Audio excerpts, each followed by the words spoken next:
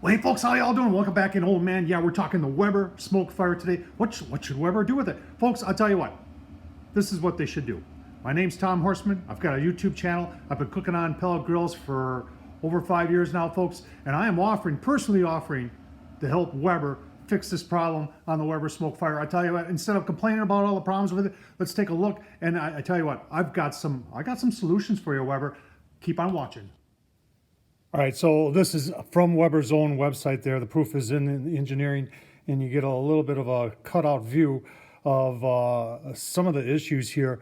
You can see we've got the flavorizer bars, we've got the fire pot there, we've got the fan underneath, we've got our grease that goes directly back toward the fire source. I think that's a little bit of a design flaw, but like I said, I'm here to help.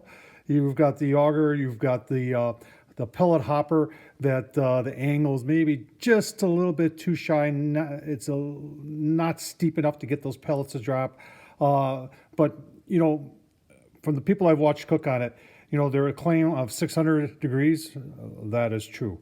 It definitely does that. Low is about 200 on that thing. Everybody I've watched cook on it, it appears it has a lot of smoke. I'm not sure if it's the proper smoke, but it's got smoke. But I tell you what, I now that I've watched a bunch of videos, I've watched 2 weeks of people playing with this thing, a lot of frustration out there, and obviously some people are taking theirs back. There's others that have decided, and my hat's off to them, to stick with it and work through all these problems with Weber. But I tell you what, Weber, let's take a look at what I believe are the 3 problems that you have with your grill right now. You know, we talk a little bit about the firmware and all that, and I don't know if that's a problem or not. And that's unfortunately that's not a problem I can help you out with, Weber. So I apologize for that. But one of the first things I think is the fires. So you know, you're referring to them as flare-ups, but there's been people that some pretty prominent YouTubers have had some pretty decent fires in their Weber Smoke Fire.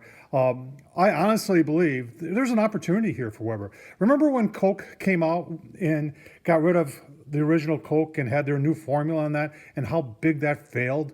Coke turns it around and turns it into a positive. So now we have classic Coke. We have all these different brands and different tastes for Coke. You can go to a Coke machine these days and make your own Coke. I think they took something that was potentially could have been a problem, turned it into something good. So why not have a grease tray for the smoke fire? Why not have both flavorizer bars? If you're going to do a high heat cook, 600, you're going to do some burgers on there or some steak, leave the flavorizers bars on, but also have a grease tray, you know, that you could put on there with, you know, a grease cup on the outside. And you're saying, well, what about the inside one? Well, I honestly believe that taking the grease and letting it fall through to the bottom and then channeling it back toward the heat source. Remember, most grease starts on fire around 375. So, you know, if you're taking that grease and taking it back toward the heat source, there's a better chance you're going to have a grease fire. So that's what I would do. And you know, I believe that's really easy to do. The next issue is the hopper. And folks, you know, I'm even going to help you out, Weber, because I made a prototype for you right there. The Weber wedge, look at that. That could be an insert that would go right into your hopper, and it would increase that angle. Remember, this would be sitting on the angle of the hopper itself, so this would increase the angle. Yeah, it's going to take away some of your capacity, but it would definitely make it work a lot better than what's working right now. The people that are spraying silicone and all that on the sides and the bottom of the pellet hopper, I don't think that's really working, but you know what? The old Weber wedge there, folks. Weber, I'll let you have that for free. So, Tom Horseman, give me a call. So, the Weber wedge, I believe that would help. The ash. So, if you folks aren't aware, you've got a burn pot. All pellet grills have a burn pot. And let's just say let's just say it's something like this. So, what they did, and most pellet grills have an auger that goes through the side where my finger is, and that's what delivers the pellets to the pellet hopper, from the pellet hopper into the burn pot. So what they did is they put a chute, and they put a chute so that there would be no chance of any of those pellets in that auger starting on fire.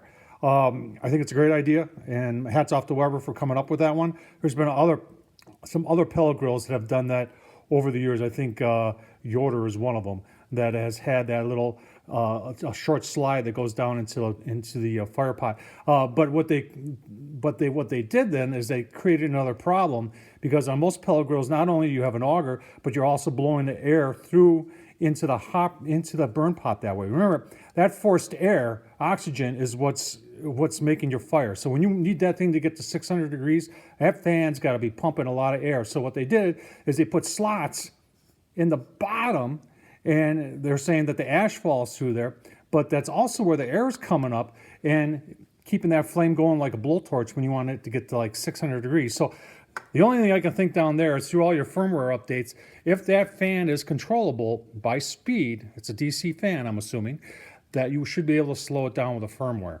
update. So those are my 3 big issues that I think Weber Smoke Fire has.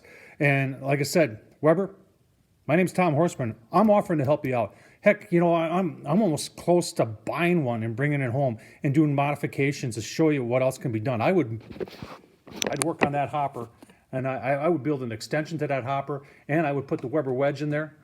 I would probably update the wheels on it. I would install, my good friends at Smoke Daddy Inc., they sell grease trays. You can buy just a grease tray from them. I would modify it to fit the Weber Smoke Fire, so when I'm doing low and slow, it can have the grease tray in there, taking the grease out of the pellet grill, and when I want to do steaks, pull it out of there and use the flavorizer bars. I think that'd be a great idea. So, you know, Weber, I'm here to help. So there you have it, folks. My name's Tom Horseman. I got a YouTube channel. Subscribe, thumbs up, leave a comment, and as always, Weber, I'm here to help.